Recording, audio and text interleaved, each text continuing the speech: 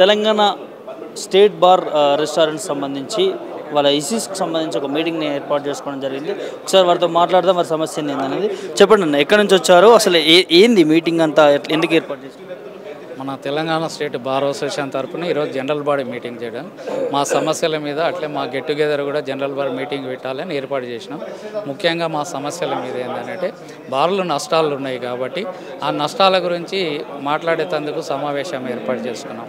గత ప్రభుత్వంలో ఉన్నప్పుడు కొన్ని సమస్యలు ఉండే అవి తీర్చారు. ఇప్పుడు కూడా కొన్ని సమస్యలు ఉన్నాయి. కొత్త ప్రభుత్వం ఏర్పడింది కాబట్టి ఈ ప్రభుత్వంలో కూడా మా సమస్యలు తీర్చాలని చెప్పేసి, ఇప్పటికే కరోనా నుండి నష్టపోయినాం కాబట్టి ఇప్పుడు కూడా ఇబ్బందికరంగా ఉంది. ఇంకా మేము కోలుకొని పరిస్థితుల్లో ఉన్నాం. కొన్ని సమస్యలు ఉన్నాయని చెప్పేసి అని. ఏమి సమస్యలు అంటే మా బారు నష్టపోవడానికి కారణాలు ఏంటంటే వైన్ షాప్ యొక్క పర్మిట్ రూము, దానికి ఏంటంటే 100 స్క్వేర్ మీటరు దాని రూలు, దాంట్లో తినుబండారాలు లేకుండా కుర్చీలు బెంచీలు వేసి కూర్చోబెట్టకుండా నిలబడి తాగి వెళ్ళిపోయే గరీబుల గురించి పెట్టినది. అది ఒక రూల్ గవర్నమెంట్. దానికి విరుద్ధంగా వైన్ షాప్ వాళ్ళు ఏంటంటే విచ్చలవిడిగా ఎలాంటి విచ్చలవిడిగా ఫుడ్ పెట్టడం, ఎలాంటి లైసెన్సులు లేకుండా, ట్రేడ్ లైసెన్స్ కానీ లేబర్ లైసెన్స్ ఎలాంటి లైసెన్స్ లేకుండా, ఏది స్టాండర్డ్ ఫుడ్ లేకుండా దుమ్ము పడుకుంటూ పెడుతున్నారు. కాబట్టి మేము ఇంత రెస్టారెంట్ పెట్టుకొని మా దగ్గర కస్టమర్ రావట్లేదు. ఎందుకంటే అందరూ వాళ్ళకు ఫ్యాన్లు, కూలర్లు, వసతులు కల్పించడం వల్ల మా బార్కి కస్టమర్ రావట్లేదు. చాలా నష్టపోతున్నాం. ప్రభుత్వం దృష్టిలో ఏంటంటే ఇదే కాకుండా బెల్ షాపులు, ఈ యొక్క బెల్ షాపులు అనేది అగ్నిస్ట్ కాదు మేము పల్లెటూళ్ళలో అవన్నీ. కానీ ఇక్కడ ఉన్న పరిస్థితులను బార్లు ఉన్న దగ్గర హైదరాబాద్లో 600 బార్లు ఉన్నాయి. ఇప్పుడు ఖమ్మం ఉంది, వరంగల్ ఉంది. ఈ మెయిన్ ఏదైతే హెడ్ క్వార్టర్లు ఉన్నాయో హెడ్ క్వార్టర్లో కూడా గల్లీకి బెల్ షాపులు ఉన్నాయి. దీనివల్ల ఏంటంటే వైన్ షాప్ టైమింగ్ అయిపోయిన తర్వాత బెల్ షాపుల పొంటి పోయి తాగుతున్నారు. మా బార్లకు రావట్లేదు. దీనివల్ల చాలా నష్టపోతున్నాం. ఈ యొక్క 2 అరికడితే మేము బాగుపడతామనేది ప్రభుత్వం దృష్టిలో పెట్టాలని రూల్స్ ప్రకారం ఉంది. ఆ రూల్ ఇంప్లిమెంట్ చేయమని ఎన్నోసార్లు కొత్త ప్రభుత్వం వచ్చినాక కూడా మేము రిప్రజెంటేషన్ ఇవ్వడం జరిగింది. మినిస్టర్ గారు పిలిచారు, వాళ్ళు కూడా రౌండ్ టేబుల్ మీటింగ్ పెట్టారు, అధికారులు సమీక్షించారు. ఇప్పటి వరకు మళ్ళీ 4-5 సార్లు కలిసాము. ఇవాళ రేపు అని 6 నెలలు గడిచిపోయింది. ప్రిన్సిపల్ సెక్రటరీ గారికి ఇచ్చినాం, కమిషనర్ గారికి ఇచ్చినాం, మినిస్టర్ గారికి ఇచ్చినాం. అదేవిధంగా సీఎం దృష్టికి తీసుకుపోవాలని మా తపన.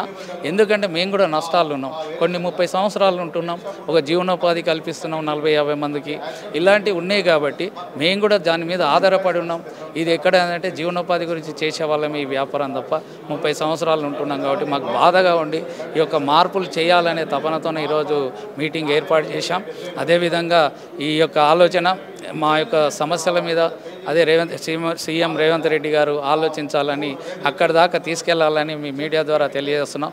ఈరోజు మా సమస్యలను తీర్చాలంటే, ఎందుకంటే మేము రస్తారోకోలో, బైకాడ్లో లేకపోతే ఇవన్నీ చేయడం లేదు. మౌన పోరాటంగా మా యొక్క సమస్యలు ముందుకు తీసుకెళ్లాలి, మా సమస్యలను తొందరలో పరిష్కరించాలని ఈ యొక్క జనరల్ బాడీ మీటింగ్ ఏర్పాటు చేయడం జరిగింది. గతంలో కూడా చాలాసార్లు ముఖ్యమంత్రిని కలిసి ప్రయత్నం చేశారు, వినతి పత్రాలు ఇచ్చారు. సో మీకు సానుకూలంగా స్పందించిన ప్రభుత్వం ఇప్పటివరకు చేయలేకపోతా ఉంది అంటే ఏందనుకోవచ్చు? ఇప్పుడు ప్రభుత్వానికి రెవెన్యూ కావాలి. మాకు ఎలాంటి రాజకీయ పార్టీలతో సంబంధం లేదు. ఏ ప్రభుత్వం వచ్చినా, ఏ రూల్స్ పెట్టినా, ఏ లైసెన్స్ ఫీజు కట్టినా మేము కట్టుకుంటూ వెళ్తున్నాం. మాకు కూడా వెసులుబాటు. మేము దీనికి ఒకటే కోరేదంటే ప్రభుత్వానికి ప్రజలు బాగుండాలి, ప్రభుత్వం బాగుండాలి, రెవెన్యూ రావాలి, మా వ్యాపారం బాగుండాలి. ఆరోగ్యంగా ఉంటేనే కదా మనకు నడిచేది. అందుకే దృష్టిలో పెట్టుకొని ఇవన్నీ చిన్న సమస్యలు ఉన్నాయి. చట్టాన్ని అమలు చేసినప్పుడు, ఆ చట్టాన్ని ఏదైతే రూల్ తీసుకొచ్చినప్పుడు అమలు చేస్తే బాగుంటుందని మేము మరీ కోరుకుంటున్నాము. అది సమస్య. ఎందుకంటే ఈ యొక్క సమస్య కరోనా కానుంటి చాలా నష్టాలు ఉన్నాం. ఇప్పుడు కూడా ఈ సమస్యలు చిన్నయే, ఇప్పుడు ఆ విధంగా ఉన్నాయి కాబట్టి కొద్దిగా ఇబ్బందికరంగా ఉంది కాబట్టి ఈరోజు ఏర్పాటు చేయడం. మాట్లాడుతూ కూడా లైసెన్స్ లేని వారు కూడా నడుపుతా ఉన్నారు, ఎక్కువ టైం రూల్స్ అతిక్రమిస్తున్నారు. అలాంటి వారిలో చర్యలు తీసుకోవట్లేదా? ఇప్పుడు ఎవరు పట్టించుకోవటం లేదు. ఏమంటే అధికారులు, రెవెన్యూ, ఆప్టెక్, ప్రభుత్వం మా మీద ప్రెషర్ పెడుతుంది అంటున్నారు. ఏంది ప్రెషర్ పెట్టేది? ఇప్పుడు తాగేటుండాలి, తాగేటోళ్ళ జేబులో డబ్బులు ఉంటేనే ఖర్చు ఒక డీసీ గారు చెప్పారు. అదే పరిస్థితి. మేము ఎంత లిఫ్ట్ చేసినా, ఎంత ఆప్టెక్ చేసినా గోడాంలో తీసుకొచ్చి మా దగ్గర పెట్టుకోవాలి. సేల్స్ కానీ ఏం చేస్తాం ఆప్టెక్ అని. ఇప్పుడు అధికారులు ఏంటంటే మాకు ఆప్టెక్ పెట్టిరు, వైన్ షాప్లకు ఇట్లా బార్లో మీరు లేపలేరంట. ఇప్పుడు నా దగ్గర వ్యాపారం ఉంటే నేను ఆటోమేటిక్గా కొంట కదా ప్రభుత్వంతో. వాళ్ళు ప్రెషర్ పెట్టినంత మాత్రం నేను లేపి ఏం చేసుకుంటాం? తాగేటోళ్ళు లేకపోతే వ్యాపారం ఉంటేనే చేసుకుంటాం. విచ్చలవిడి ఏంటంటే అన్అఫీషియల్ బాధ అనిపిస్తుంది. బెల్ట్ షాపులకు అన్అఫీషియల్గా నడిచేట ఒక వాల్యూ మా బార్ లైసెన్సులకు వాల్యూ లేకుండా అయిపోయింది. లైసెన్స్ ఫీజులు నెలకు 42 లక్షలు, 4 స్లాబ్లు 45 లక్షలు, 44 లక్షలు, 33 లక్షలు. ఈ విధంగా మేము ఒక 40 మందికి జీవనోపాధి ఇస్తూ కరెంటు బిల్లు, రెంట్లు ఇంత చేస్తుంటే మా ఇంత రెవెన్యూ ఇస్తుంటే కూడా మా గురించి పట్టించుకోవట్లేదు. ఎన్నోసార్లు గత ప్రభుత్వంలో కూడా చేసినాం. సీఎంఆర్ కలిపోయిన కేటీఆర్ ద్వారా పోయినాం, ఆయన వెసులుబాటు కల్పించారు. ఇప్పుడు కూడా ప్రభుత్వం ద్వారా జరిగినాయి. ఇప్పుడు మాకున్న చిన్న సమస్యలు, మేమేమి రెవెన్యూకు దెబ్బతినే సమస్య అడగట్లేదు, మేము కట్టమంటలేం. ఇప్పుడు కూడా 3వ ఇన్స్టాల్మెంట్ కట్టి కూడా ఇప్పుడు ప్రభుత్వానికి కట్టలేని పరిస్థితిలో ఉన్నారు. ఎందుకంటే వ్యాపారం జరగక అప్పులు తీసుకొచ్చి అప్పుల పాలయ్యి వీళ్ళు లేట్ ఫీజు 18% వేసి ఇవన్నీ ఇబ్బందికరంగా ఉంది. కాబట్టి మేము మంచిగా ఉంటేనే మీకు రెవెన్యూ ఇస్తాం. కాబట్టి ఈ యొక్క సమస్యలు, చిన్న సమస్యలు త్వరలో తీరిస్తే మా బార్ల వ్యాపారం ముందుకెళ్తుందని మరి కోరుకుంటూ తెలియదు. మీరు లైసెన్స్ తీసుకొని అన్ని రూల్స్ ప్రకారంగా ముందుకెళ్తా ఉన్నారు, కొన్ని లైసెన్స్ లేకుండా నడుపుతున్నారు. సో మీ బార్ల పరిస్థితి నిజంగా ఇప్పుడు రోజుకి ఇన్కమ్ తగ్గిపోయే పరిస్థితి అంతే కదా. అన్అఫీషియల్గా అంటే లైసెన్స్ లేకుండా ఎవరు నడపట్లేదు. బెల్ట్ షాపులు ఒకటి, దాబాలు ఒకటి, ఈ దాబాలల్లో డిస్టిక్లలో విపరీతంగా వైన్ షాప్లో తీసుకొచ్చి ఒకటి, ఇది డ్రంక్ అండ్ డ్రైవ్ ఒకటి పోలీసు. ఎందుకంటే డ్రంక్ అండ్ డ్రైవ్ వల్ల కూడా హైదరాబాద్లో కానీ తప్పు చేసిన నేరంగా పెట్టండి. డ్రంక్ అండ్ డ్రైవ్ నేను అగ్నిస్ట్ కాదు, భయం ఉండాలి. ఎప్పుడు పెట్టాలి? రాత్రి. ఇప్పుడు పొద్దుగాల వ్యాపారం కాదు, రాత్రి పూట పని చేసుకొని వచ్చి ఏదో 2 పెగ్గులు వేసుకొని ఇంట్లో పడుకునే వ్యాపారం ఇది. అది ఎందుకంటే నైట్లో ఒక 10 గంటలకు పెట్టండి, భయం ఉంటుంది. డ్రంక్ అండ్ డ్రైవ్ ఉంది ఇంటికి వెళ్తామని. పొద్దుగాల నుండి రాత్రి దాకా పెడితే వాళ్ళకు పనిష్మెంట్. మిడిల్ క్లాస్ వాళ్ళు వాళ్ళని తీసుకొని కేసు చేయడం, జైలుకు పంపించడం, కౌన్సిలింగ్ చేయడం. దీనివల్ల కూడా బార్లకు రాలేక బిజినెస్ వ్యాపారం దెబ్బతింటుంది, అది కూడా నష్టపోతుంది. అంటే ఇవన్నీ దృష్టిలో పెట్టుకొని మేమిచ్చే కోరికలు, మేము కూడా రెవెన్యూ ఏ విధంగా తేవాలి, ఏ విధంగా ఇవ్వాలనే మాకు కూడా సలహాలు ఉన్నాయి కదా. మేము రెవెన్యూ ప్రభుత్వం లైసెన్స్ ఫీజు పెంచాలని వచ్చింది, మేమే నష్టాలు ఉన్నప్పుడు మళ్ళీ కొత్త బార్లు ఇస్తూ ఉంటుంది. అవన్నీ ఆలోచన చేసి ఇవ్వమంటున్నాం. మేము ప్రభుత్వానికి అగ్నెస్ట్ కాదు. ఈ బార్లు నడవలేక ఇప్పటికీ హైదరాబాద్లో ఇక్కడ నుండి అమ్ముకున్న వాళ్ళు ఉన్నారు. అమ్ముకొని 20-30 సంవత్సరాలు వెసులుబాటు లేదు, లాస్లో ఉన్నామని అమ్ముకుంటున్నారు. కొత్త వాళ్ళు ఫీల్డ్లోకి వస్తున్నారు. మేమేం కాదనట్లేదు. ఎవరి సమస్య, కొత్త వాళ్ళు వచ్చినా పాత వాళ్ళు వచ్చినా ఆ సమస్యలు మనకు వ్యాపారం జరుగుతుంది. ఇది ఏంటంటే ఇది ఒక వైన్ షాప్ 1,10 లక్షలు కట్టాలి, బార్ 40 లక్షలు కట్టాలి. అందరికీ తెలియదు. తినకపోయినా లైసెన్స్ ఫీజు అయితే ఇయర్లీ ఇవన్నీ పే చేయాల్సిందే. ఇది తెలియక 10 మంది యూత్ వస్తున్నారు, ఫీల్డ్లోకి వస్తున్నారు, పెడుతున్నారు, మధ్యలో వెళ్ళిపోతున్నారు. వాళ్ళు కూడా నష్టపోయి ఇబ్బందుల పాలవుతున్నారు. ఇప్పుడైనా ప్రభుత్వం ఇదొక ఆలోచన చేసి ఇదొక మంచి పరిగణలోకి తీసుకొని మంచి ఆలోచనతోన లైసెన్సులను కాపాడాలని మరి కోరుకుంటున్నాను.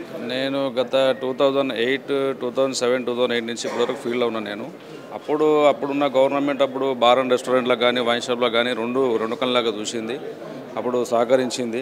100 మీటర్లు ఉన్నది, 100 మీటర్ల లోపల నడిపించుకోవాలంటే 121 గజాల ప్లేస్లో పర్మిట్ రూమ్ నడిపేయాలి. లెక్క ప్రకారం టేబుల్స్, కుర్చీలు, తినుబండారాలు ఏం లేకుండా నడిపేయాలి. ఓన్లీ వాటర్ వేయాలి, మందు పెగ్గేయాలి, తాగేసి వెళ్ళిపోవాలి కస్టమర్. అది సిస్టమ్ రూలు.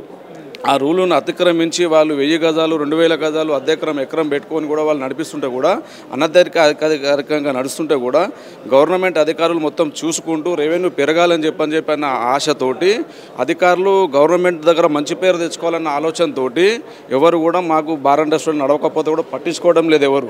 మేము ప్రిన్సిపల్ సెక్రటరీ గారిని కలిసినాం, రిజ్వీ గారిని కలిసినాము, మంత్రి గారిని ఒక 4-5 సార్లు కలిసినాము, గవర్నమెంట్ డీసీ గారిని కలిసినాము, కమిషనర్ గారిని కలిసినాము. ఎవరిని కలిసినా కానీ దీని మీద బార్ అండ్ రెస్టారెంట్ అనగానే దాన్ని పట్టించుకుంటలేరు. గవర్నమెంట్కు తప్పుడు సంకేతాలు ఇస్తున్నారు. కాబట్టి మా డిమాండ్ ఒకటే ఏంటంటే బార్ అండ్ రెస్టారెంట్ నడసలేవు, సేవ్ ద బార్ నడవాలి. బార్లు ఇప్పటికే చాలామంది తెలిసి తెలియక కొద్దిమంది ఉరేసుకుని కూడా చనిపోయిన వాళ్ళు ఉన్నారు. కాబట్టి ఉన్న వాళ్ళన్నా మంచిగా ఉండాలి, ఉన్న బార్లు మంచిగా ఉండాలి. మళ్ళీ గవర్నమెంట్ కొత్త బార్లు ఇద్దామనుకుంటుంది. అందుకే మేము ఈ సభ ఏర్పాటు చేసినాం. ఉన్న బార్లే నడుస్తలేవు, మళ్ళీ కొత్త బార్ 70 బార్లు ఇస్తా అని చెప్పంటే మేమంతా ఎక్కడ పోవాలి, మా బార్లు ఎక్కడ పోవాలి? ఈ పర్మిట్ రూమ్లను మేము ఒకటే మాట మా డిమాండ్, పర్మిట్ రూమ్లను రూల్ ప్రకారం నడిపిమని చెప్పని అంటున్నాం. దానికి ఆదేశాలు ఏమంటున్నాం? మేము ఏదైతే మాకు బార్ అండ్ రెస్టారెంట్కు ఉన్న రూల్స్ ప్రకారం 500 స్క్వేర్ మీటర్లు అయితే ఉంటుంది, దానికంటే ఒక 5 మీటర్లు మేము అతిక్రమించినా మాకు 4 లక్షలు 5 లక్షల రూపాయలు ఫైన్ గవర్నమెంట్ వేస్తుంది. ఇప్పటికి మేము కట్టుకుంటూ వస్తున్నాం. అదే మరి 1000 గజాలు నడిపిస్తున్నారు వీళ్ళు బార్ అండ్ వైన్ షాప్లో, పర్మిట్ రూమ్లో. వాళ్ళ మీద ఎందుకు చర్యలు తీసుకోవట్లేదు? అంటే లోపాయకారితనం ఏమున్నది? గవర్నమెంట్ని మేము అనట్లేదు. ఇప్పుడున్న కాంగ్రెస్ గవర్నమెంట్ కూడా వాళ్ళకి ఏం తెలియదు. గవర్నమెంట్ అంతా మంచిగానే ఉన్నారు, మంత్రి గారు కానీ అందరూ. మంత్రి గారిని కూడా మభ్య పెడుతుంది గవర్నమెంట్లో ఉన్న అధికారులు. అధికారులు తప్పిదం వల్లనే మేము బలైపోతున్నాం. కాబట్టి అధికారులు ఏదైతే చర్య మా బార్ అండ్ రెస్టారెంట్ల మీద ఏ తప్పిదం ఉన్నా తీసుకున్నా అటువంటి చర్యలు వైన్ షాప్ మీద మేము తీసుకోమంటున్నాం. వైన్ షాప్ పర్మిట్ రూమ్ల మీద తీసుకోమంటున్నాం. పర్మిట్ రూమ్లో ఒకవేళ వాళ్ళు ఉన్న దాని ప్రకారం నడిపించుకున్నా కానీ వాళ్ళకి రెవెన్యూ ఎక్కడ కూడా దెబ్బతినది. ఆ విషయం అధికారులకు అందరికీ తెలుసు. కానీ గవర్నమెంట్ దగ్గర అధికారులు మభ్యపెడుతున్నారు. ఒకవేళ పర్మిట్ రూమ్లో ఏమైనా యాక్షన్ తీసుకొని బార్ అండ్ రెస్టారెంట్ అసోసియేషన్ వాళ్ళ మాట కానీ వాళ్ళందరి ప్రాబ్లం మనం వింటే అక్కడ మన రెవెన్యూ దెబ్బతింటుందని చెప్పని మభ్యపెట్టి వాళ్ళని పక్కదో పట్టించి మమ్మల్ని మొత్తం ఆగం చేస్తున్నారు. ఎవరు? అధికారులు మాత్రమే, గవర్నమెంట్ ఉన్న అధికారులు మాత్రమే. ఇంకొకటి,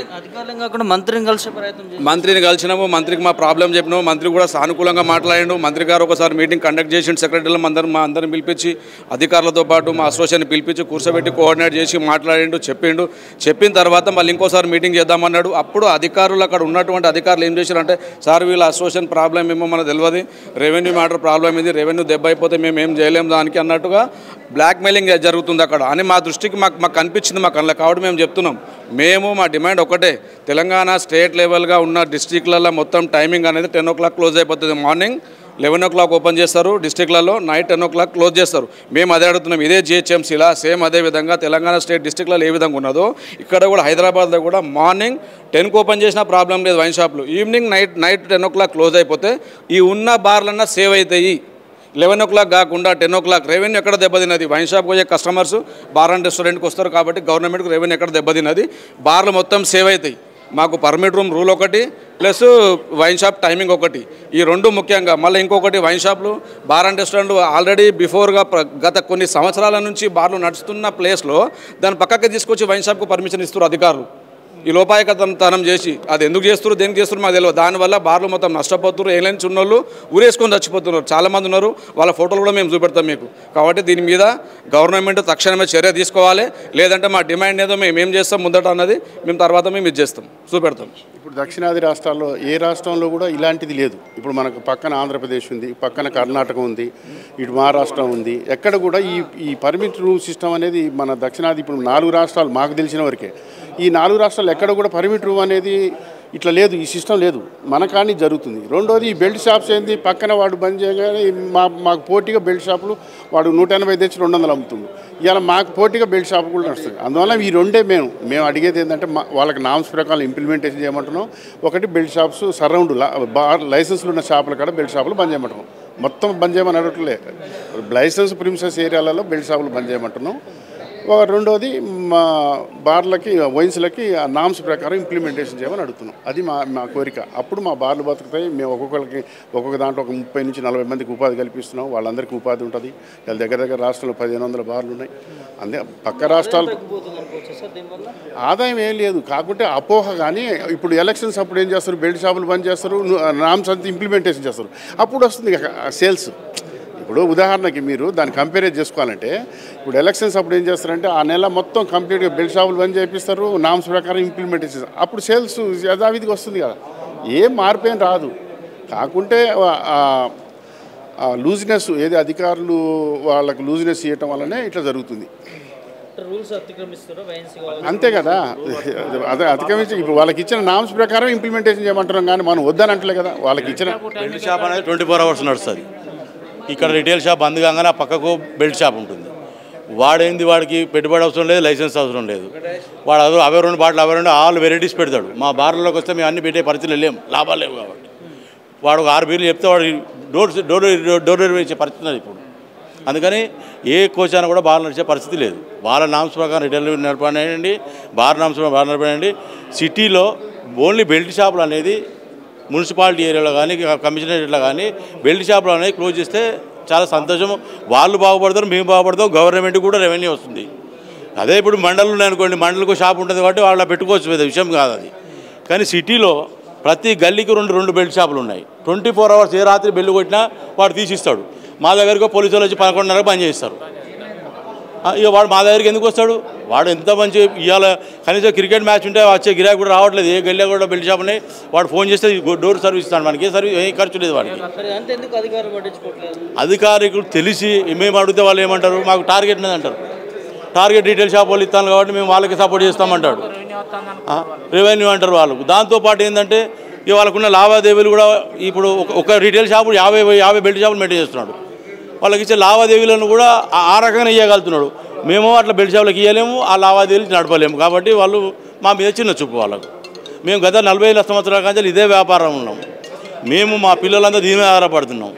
ఇప్పుడు ఏం చేయలేని పరిస్థితి మాకు. ఇప్పుడు గవర్నమెంట్ అన్న మా మీద కొంచెం సానుకూలంగా స్పందించి కొంచెం మాకు ఏదైనా న్యాయం చేస్తే చాలా సంతోషం. ముఖ్యంగా మేము కోరుకున్నట్టే మున్సిపాలిటీలలో కానీ కార్పొరేషన్లో కానీ బెల్ట్ షాపులను కంట్రోల్ చేస్తే రీటైల్ షాపులు బాగుంటాయి, బార్లు బాగుంటాయి, రెండు నడుస్తుంది, అందరం బాగుంటాం. ఇదే రెవెన్యూ గవర్నమెంట్కు ఆటోమేటిక్గా వచ్చేస్తుంది.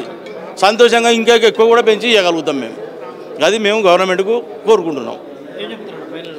ఫైనల్ మా బార్ అండ్ రెస్టారెంట్ నష్టపోవడానికి మెయిన్ కారణము పర్మిట్ రూములు, వైన్ షాపుల పక్కన ఉండే పర్మిట్ రూములు విచ్చలవిడిగా పెద్దగా బార్ అండ్ రెస్టారెంట్ల మాదిరిగా పెడుతున్నారు. ఎట్లయితే పర్మిట్ రూములు విచ్చలవిడిగా పెద్దగా పెంచుకుంటూ పోతున్నారు, అట్లా మా బార్లు నష్టాల్లోకి వస్తున్నాయి. పర్మిట్ రూములు రూల్ ప్రకారం చేయమని మేము కోరుతున్నాం. 100 స్క్వేర్ మీటర్లు మాత్రమే పర్మిట్ రూమ్ ఉండాలి వైన్ షాప్ పక్కకు. 100 స్క్వేర్ మీటర్లో వైన్ షాప్ పర్మిట్ రూమ్ పెడితే మా బార్ అండ్ రెస్టారెంట్లో నష్టాలు పోయి మేము అందరం సమానంగా బతుకుతాం. అప్పుడు గవర్నమెంట్కి ఎలాంటి రెవెన్యూ కూడా నష్టపోదు. రెవెన్యూ గవర్నమెంట్కి వస్తుంది. పర్మిట్ రూల్ మాత్రం కంపల్సరీ తగ్గారు. 100 స్క్వేర్ మీటర్ రూల్ ఉంది, ఆ రూల్ ప్రకారం చేయమని అడుగుతున్నాం.